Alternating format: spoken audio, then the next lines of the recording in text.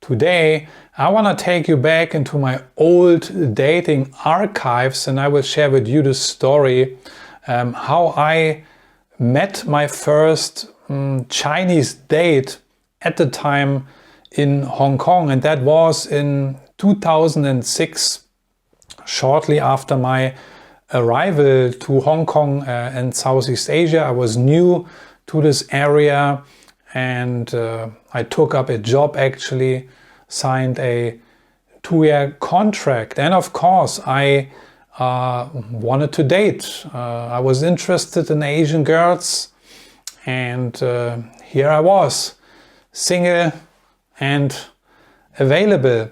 But of course I was a newbie. I had no idea about the dating market, the dating dynamics, and I also was shy at the time, I remember, and I started to use online dating sites. There existed already during these times, obviously in 2006, but not to such extent like it is today.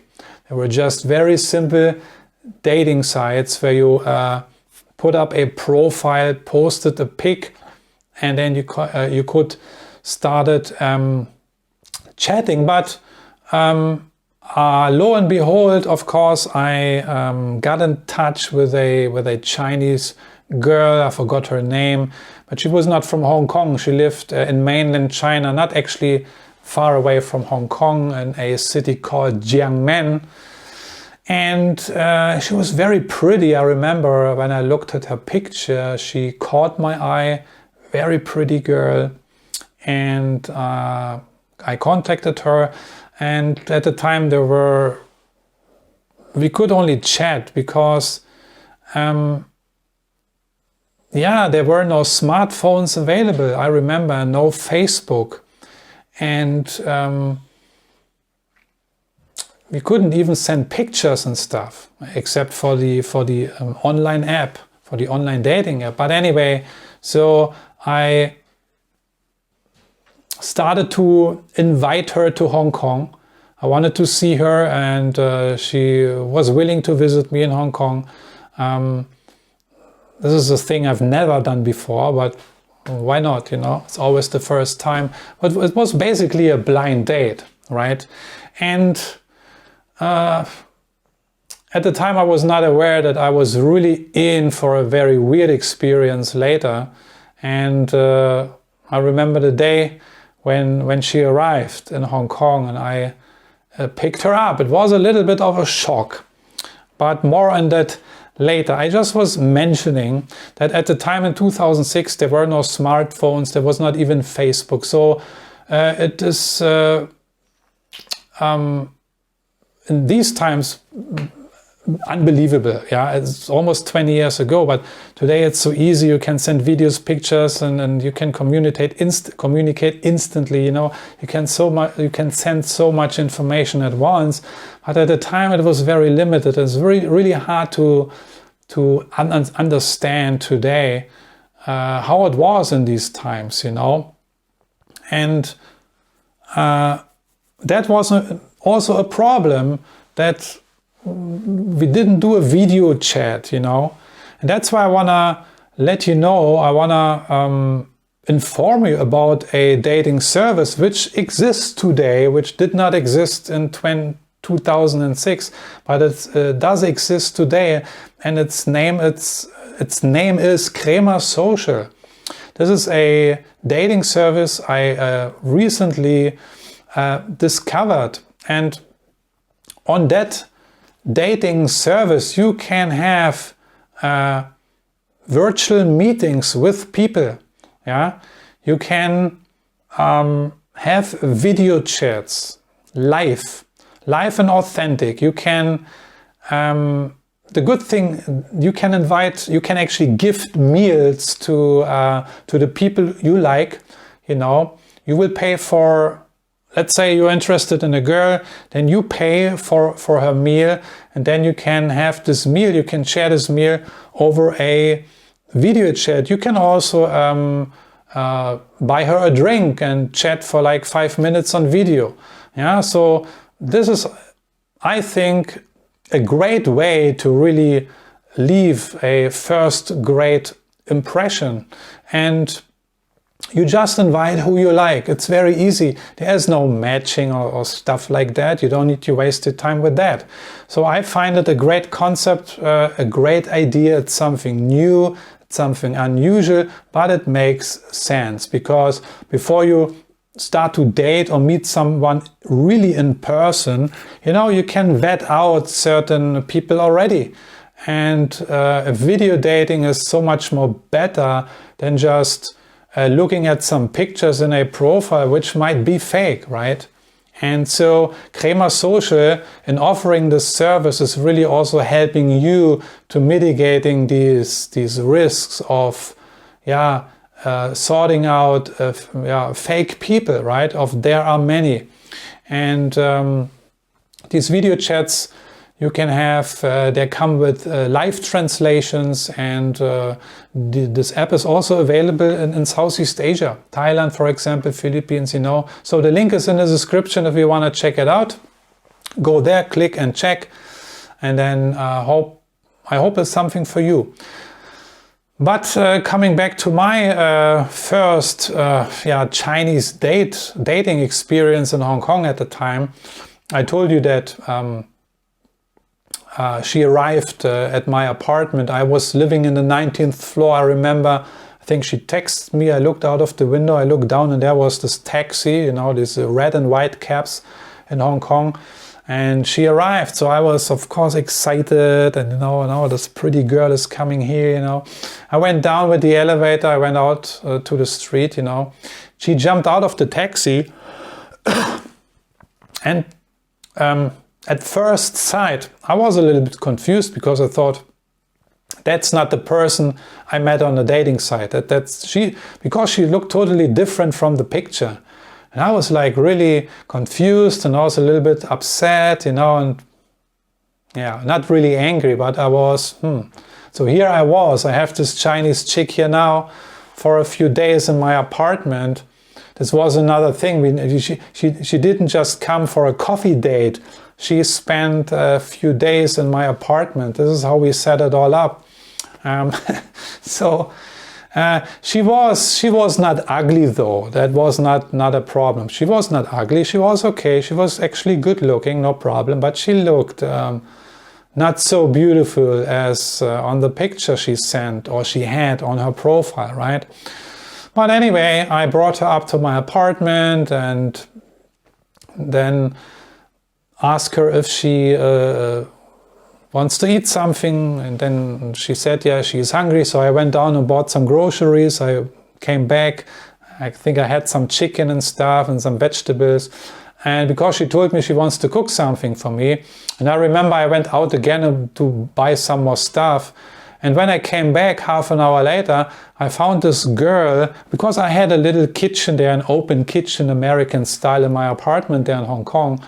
Pretty nice actually, and I had workspace, I had tables, everything where you can chop and everything. But once I opened my door to the apartment, I will never forget this, I saw this girl, this Chinese girl,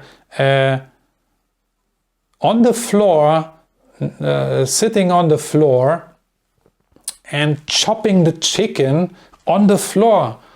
On my cutting board, and I thought, what the hell is going on here? So I needed to explain to her that she could actually use the table and chop the chicken and all the vegetables there. So that was really weird. So I think she was from a very rural place, maybe from a small village where people actually at the time in China still used to cook, you know, in these public places. So they had no tables, so they were chopping everything on the floor, but never mind. So that was just a funny encounter and situation, but the not so funny part was that she didn't speak any English. You know, while we were chatting online, everything was cool. I don't know how she did it. She probably used the translation app or something like that. I have no idea. At the time there were no translation apps. Maybe the online dating app was providing this. I don't know how she did it, but we could communicate very well while we were communicating on this online platform, right? Online dating platform. But then it turned out she didn't speak a word of English, and I didn't speak Cantonese at the time. You know, no dating app available, no dictionary. We used our 2 hands and 2 feet and I don't know what. I remember at one point I had to go down to the janitor. We had a janitor in the building, and I had to ask him. I had to go down with this girl, and he helped me to translate if something was there to be managed, you know. And it was really no fun because of the communication, you know. And then later it turned out that she also was very clingy. And it was really, really difficult to get rid of her, actually, you know. So this is what I remember. I don't even also know what her motivations actually were. I assume that she just wanted to find maybe a Western husband because she came from a poor and rural background. That's why she came to see me and also had no problems to stay with me for 4 or 5 days. I mean, I was a stranger to her, you know, and I was a Westerner, a foreigner, and she had no issues to sleeping with me in one bed, you know, and things like that. Not at all. She was not shy at all. So who knows what kind of motivations she had. But of course, later on, after this experience, I was a little bit more careful. Today, I kiddingly would say if Crema Social, you know, this dating service I was talking earlier about, would be already in place at the time, I would have saved myself a lot of hassle, you know. But of course, bottom line, it was a funny experience, you know. It's just a funny story to share. So, to conclude this video, this is just how I did things in the very beginnings of my dating career in Southeast Asia, in Hong Kong at the time, with no Facebook, with no smartphones, and other things. Yeah, today it's funny to talk about it. And the funny thing is also, I actually met this girl again, I think a year later. We somehow kept in touch, and then I remember she was then able to speak English. She studied English a bit, so it was quite cool and okay. So we could communicate, and I invited her over again. I remember this, so because I thought now things will get better.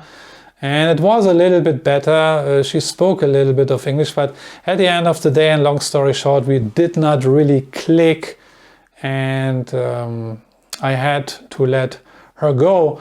So what's the moral of the story? I don't know, maybe there is no moral. What can we learn from this story? Yeah, maybe that we should, or I should have verified better, you know. And this is also what we have to do today. We have to just verify better with whom we are dealing with, you know. I remember I was very naive during these times because I took the pictures of these girls at face value. But already in these times, they could apply some filters. But today it's even more crazy.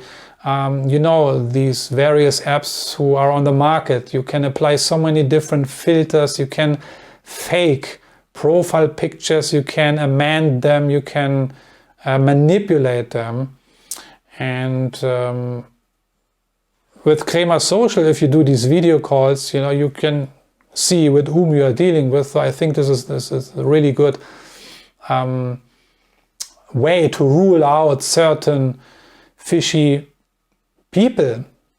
But anyway, so that's what I wanted to share with you today. Thanks for watching. Let me know what you think.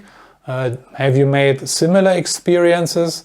How was your first dating experience? I'm talking about your very, very, very first dating experience in Southeast Asia, Indonesia, Philippines, Hong Kong, Thailand, Malaysia, Singapore. Do you remember your very, very, very first date? How did it go? How did it go?